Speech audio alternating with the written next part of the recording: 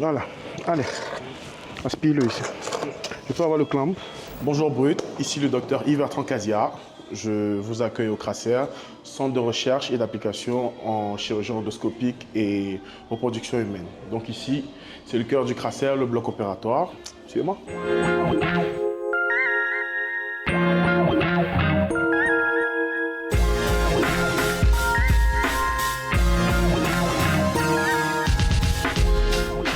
Dites bonjour, ma fan. Ok, donc là, ici, on rentre dans une chirurgie que nous allons appeler cœlioscopie pour grossesse extra-utérine. Donc là, nous avons la caméra, nous avons le matériel opératoire présent ici. Nous avons la jeune docteure, c'est docteur Kemaï, c'est ça? Voilà. Ici, nous avons le docteur Niébé Fabiola. Et ici, le major Antoine.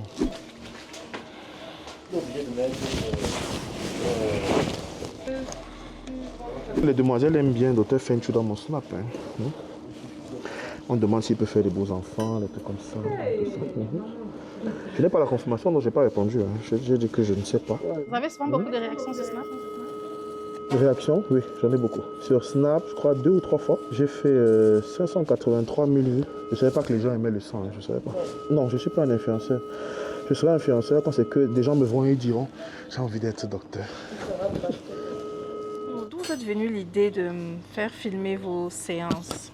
À la Stanford University, justement, le professeur Kamal Nezat, lui, c'est un chirurgien qui a 74 ans cette année. Et lui, il filme ses blogs. Il partage sur ses réseaux. D'ailleurs, il a une page Instagram où il produit du contenu médical tous les jours.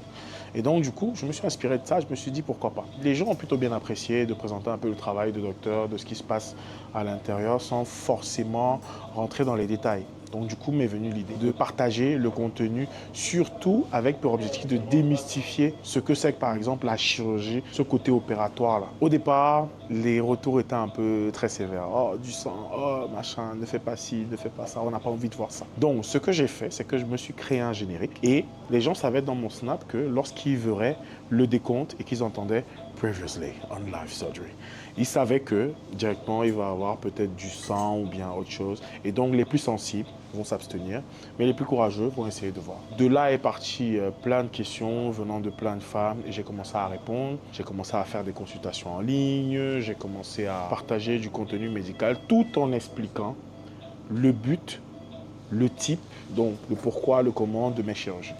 Quand tu regardes ici, ça ce sont les adhérences là. Les adhérences collent les organes entre eux et là, ça va être chaud. Hein. Ici, c'est une cœlioscopie indiquée pour grossesse extra-utérine.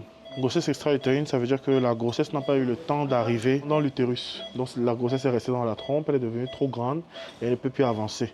Donc elle stagne et elle va grandir. Là, si elle continue à grandir, la trompe va éclater. Mais chez elle, ce n'est pas encore le cas.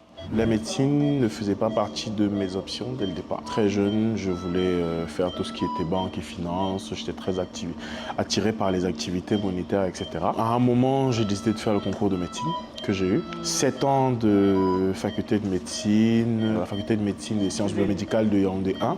Voilà, on prend de l'air, on met. Tu m'as envoyé? Non, tu m'as envoyé. Voilà. Tu mets plutôt le public. Mon père, il dit souvent, en chirurgie, la dextérité avec laquelle on a tendance à accomplir certains gestes ne laisse pas entrevoir toute leur complexité. Donc ça fait en sorte que ce qu'on peut faire a l'air facile, mais c'est les années d'apprentissage et il faut continuer à persévérer à chaque fois. Bon, on y va.